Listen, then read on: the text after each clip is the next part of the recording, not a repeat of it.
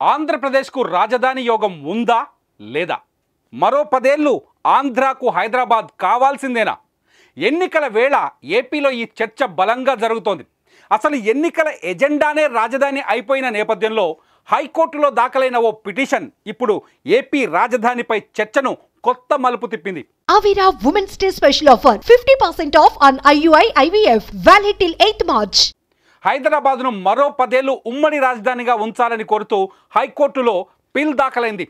AP విభజన చట్టం 2014లో పేర్కొన్నట్టు తెలంగాణ ఆంధ్ర విభజన ప్రక్రియ ఇంకా పూర్తి కాలేదని, అందుకే మరో 10 ఏళ్లు హైదరాబాద్ను ఉమ్మడి రాజధానిగానే కొనసాగించాలన్నది ఈ పిటిషన్ సారాంశం.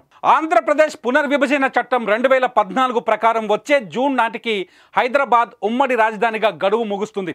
2024 జూన్ 2 నుంచి విభజన చట్టం ప్రకారం హైదరాబాద్ కేవలం తెలంగాణకు మాత్రమే రాజధాని.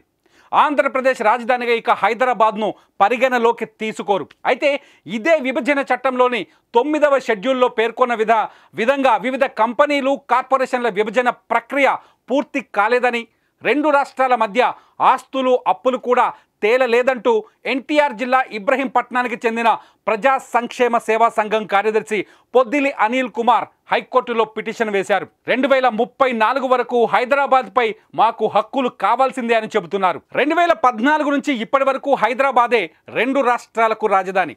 విభజన చట్టంలో చాలా స్పష్టంగా చెప్పారు. అయితే 2014లో ఉమ్మడి ఆంధ్రప్రదేశ్లో అధికారంలోకి వచ్చిన తెలుగుదేశం పార్టీ అప్పట్లోనే రాజధానిని, పరిపాలనా వ్యవస్థని హైదరాబాద్ నుంచి అమరావతికి తరలించింది.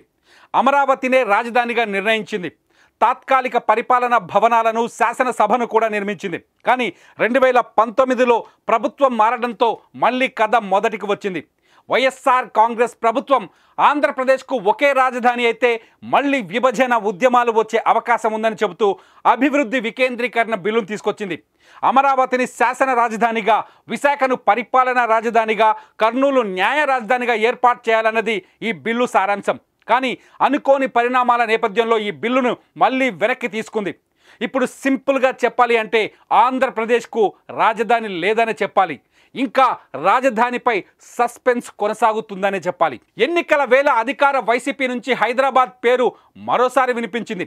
భీమిలిలో ఆ పార్టీ నేత వైవి సుబ్బారెడ్డి హైదరాబాద్ను మరో 10 ఏళ్లు ఉమ్మడి రాజధానిగా పొడిగించాలనే ఆలోచనను తమ అధినేత దృష్టికి తీసుకువెళ్తామని చెప్పారు. కానీ ఆ తర్వాత అది పార్టీ నిర్ణయంగా మారలేదని తేలిపోయింది. అయితే అదే అంశంపై ఇప్పుడు ఆంధ్రప్రదేశ్ హైకోర్టులో పిల్ దాఖలవడంతో మళ్ళీ హైదరాబాద్ చుట్టూ కిరికిరి మొదలైంది.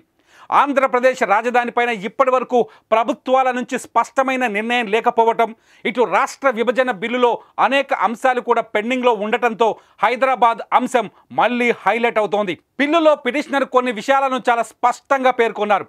2034 వరకు హైదరాబాద్ను ఉమ్మడి రాజధానిగా ఎందుకు కొనసాగించాలి అనే అంశాలను చాలా క్లియర్గా తెలిపారు. విభజన చట్టంలో పేర్కొన్నట్టు విభజన ప్రక్రియ సరిగ్గా కొనసాగలేదు అని చెప్పారు.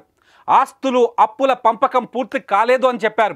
కేంద్రం అశాస్త్రీయంగా రాష్ట్రాన్ని విభజించడంతో ఆంధ్రప్రదేశ్కు రాజధాని లేకుండా పోయిందని చెప్పారు. సహకారం, పరస్పర అవగాహన ఒప్పందం లేకపోవడం, చట్టబద్ధ బాధ్యతలను నిర్వర్తించడంలో కేంద్ర ప్రభుత్వం విఫలం కావడం వల్ల విభజన సమస్యలు కొనసాగుతూనే ఉన్నాయని చెప్పుకొచ్చారు. విభజన సమస్యలను పరిష్కరించే అధికారం కేంద్ర ప్రభుత్వానికి ఉన్నా అందుకు అనుగుణంగా వ్యవహరించడంలో విఫలమైందని చెప్పుకొచ్చారు. దీంతో విభజన వివాదాలు కోర్టులకు ఎక్కుతున్నాయని, హైదరాబాద్ మరో 10 ఏళ్లు ఉమ్మడి రాజధానిగా ఉంటేనే సమస్యలు పరిష్కారం అవుతాయన్నది పిటిషనర్ వాదన. మొత్తంగా విభజన చట్టం పూర్తిగా అమలు కాలేదు కాబట్టి హైదరాబాద్ను కూడా ఉమ్మడి రాజధానిగానే కొనసాగించాలన్నది పిటిషనర్ వాదన. ఎన్నికల వేళ రాజధాని అంశంపై దుమారం చెలరేగుతున్న తరుణంలో ఇప్పుడు ఏపీ హైకోర్టులో దాఖలైన ఈ పిటిషన్ రాజకీయాల్లో కొంత దుమారాన్ని సృష్టిస్తుందని చెప్పాలి. ఇటు ఉమ్మడి రాజధాని అంశంపైన తెలంగాణ ప్రభుత్వం కూడా స్పందిస్తుందా లేదా అన్నది ఆసక్తికరంగా మారుతోంది.